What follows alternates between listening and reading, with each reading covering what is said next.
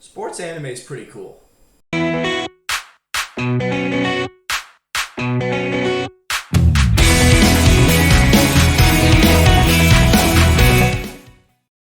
guys, Mash and Baka Burrito here, and today on Breakfast Burrito, we're going to be talking about why I love sports anime and why you should probably give it a shot if you haven't. So, if you guys haven't noticed, I love sports anime, like a lot. But I don't think I ever told anybody on this channel why I have such a passion for the genre in itself. Well, today on Breakfast Burrito, I'm going to tell you my top 5 reasons why you should give sports anime a shot and check it out. First reason, 100%, it's a hype machine. Like, that's right, I'm talking about your matchups against Goro versus the entire Kaido team, Saren versus Toa, or Echizen versus literally anybody in Prince of Tennis. Sports anime is always that type of genre that gets your blood pumping, gets you ready to go, and be like, oh, let's go. I can name you probably 20 different matchups off the top of my head that are full of hype. One example is Kuroko no Basketball. It's nothing but a hype machine, and it's just something that gets my blood pumping and gets me going. And if you're somebody who loves the shonen genre, for instance, all the epic fights and the epic matchups, you should definitely watch sports anime because you're going to get that same feeling and same vibe. It's in Shonen Jump usually. Sports anime is a offshoot of shonen, and it's something that I think anybody who has that shonen itch can definitely find resolve their itch in this genre. The second reason I would say I'd like to watch sports anime, and anybody should watch sports anime, is it gets me hyped to play the sport that I'm watching. Sports anime is what actually got me into playing tennis competitively originally. I watched the Echizen and Tezuka go at it on like Prince of Tennis all the time against whoever they were playing, and I was just like, wow, I want to be like that. I want to be a badass tennis player. And I was never able to do the moves that Echizen was able to do, his drive B or Tezuka zone, but I got pretty good at the sport just because I started watching Prince of Tennis to begin with. And what's really, I think, is cool about sports anime in general is that it teaches you about all these different sports. I wouldn't have gone as into, like, for instance, volleyball if I hadn't watched Haikyuu. Like, Devin originally got me into volleyball, but I really started getting hyped for it and wanting to play it more because I started watching Haikyuu. Even though Devin says he's the reason he got me into it, Haikyuu was another factor, and because I was like, oh man, I want to hit that minus tempo. If you asked Devin, he would look at me and be like, no, we're not doing that. It's not a legal move. It should never be done. The other cool thing about getting hyped to play sports by watching sports anime is that you can actually learn a lot from the show. So when you go play the sport with whoever you're with, you might not be as less knowledgeable. Like, you still probably don't understand how to play the sport, so listen to whatever expert is you're learning from, but you at least understand vaguely what they're talking about. So now that we finished talking about the hype and that what gets your blood pumping or makes you go outside, I actually want to get into more of the deeper aspects of why I like sports anime and why you should definitely check it out. The next reason is characters growing up in the series. In a lot of sports anime, we see the main character go on a journey to accomplish a goal, and along that journey, we see them grow as a person usually. Like, some of my favorite sports anime aren't necessarily the ones that are the most hype, but the ones that involve a character growing. We see their journey throughout their entire life. One of those is, I'm talking about like characters like Goro from Majors, is one of my favorite examples, because we watch Goro from a 3-year-old watching his dad play in the Japanese Professional Baseball League to watching Goro's father die in episode 2, and then following his journey to follow in his father's footsteps to become one of the greatest baseball players in the majors eventually. And it's just something that really, it really just touches me in here. And like, one of the really interesting things about that series, and this is about characters growing, is that a lot of Goro's teammates don't end up going pro, obviously. I think only 3 of them do. And what's really cool is, like, in the Japanese national team arc, which is the world championship arc for each national team playing against each other, we see Goro pitching in the finals of that tournament. And what I think is amazing is that when he's battling it out, pitching against Gibson Jr., it's not necessarily, the focus isn't necessarily on him, but everybody he's been with on that journey throughout his entire life. We see so many of the people who have been with him throughout his entire journey living their lives, growing, and being who they are. And it's just something that really touched me overall, in that series especially, because sports isn't about necessarily winning a championship or becoming the greatest player. Like, those are parts of the sport, obviously.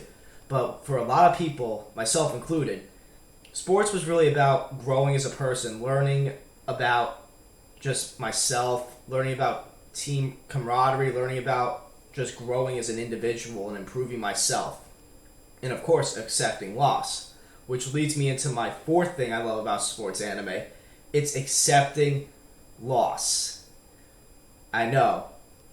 Stick with me on this.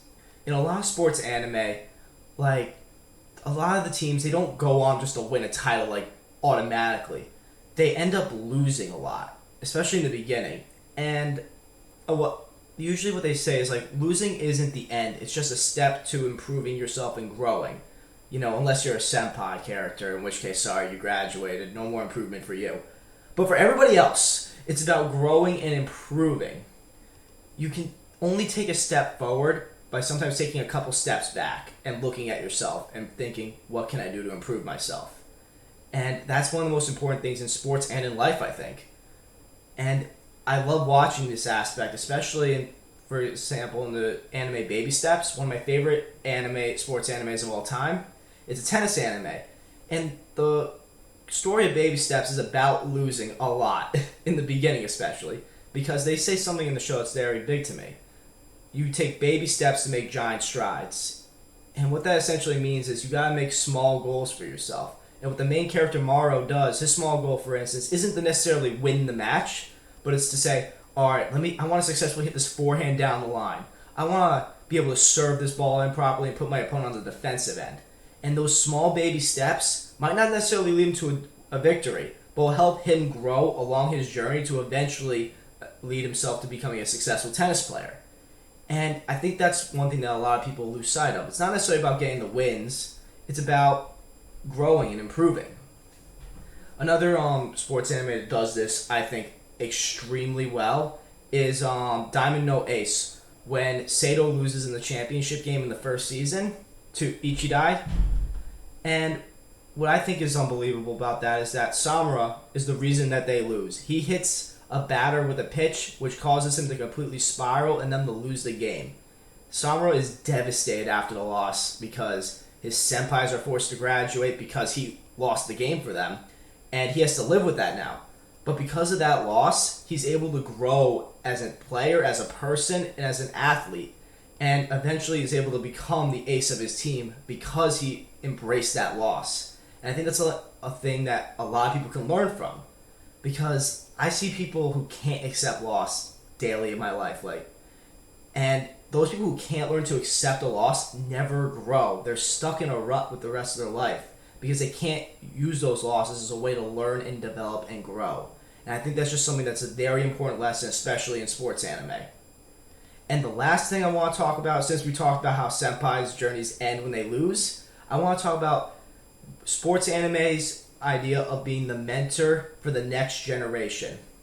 The one aspect of sports anime that I think goes underappreciated in any series, whether that's Diamond no Aces, Kuroko no Basketball, Haikyuu, the senpai character is so important because the senpai character is not necessarily the best player on the team. It's not necessarily the most important player on the team, but the senpai is the one that's helped build the foundation for those next generation athletes and players to grow and continue to surpass their senpais.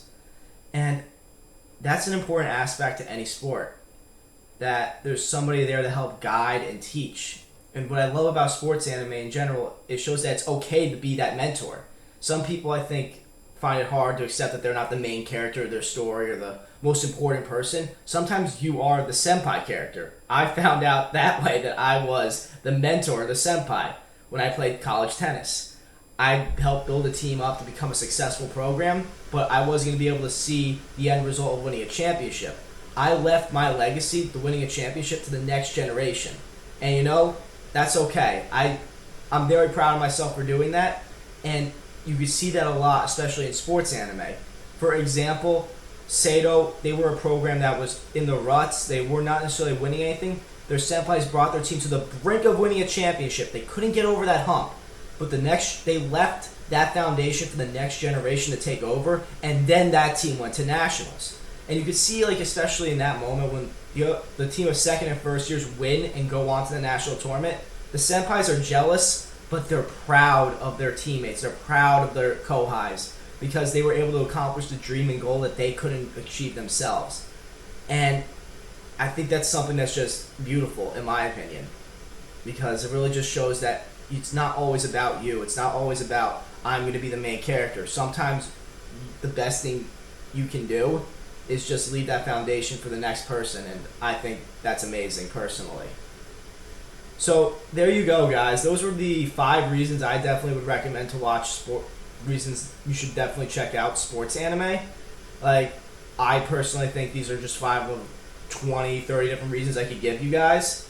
But I also would love to maybe talk more about this definitely down in the comments. So definitely leave a comment down below telling me like what you thought of this video. Do you think I have valid points? Do you think do you disagree with me?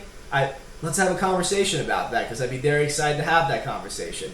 But I hope you guys enjoyed the video. If you guys want to see more of the content involving sports for weebs, which are some sports anime you should definitely check out, I'm going to have it about I'd say right here.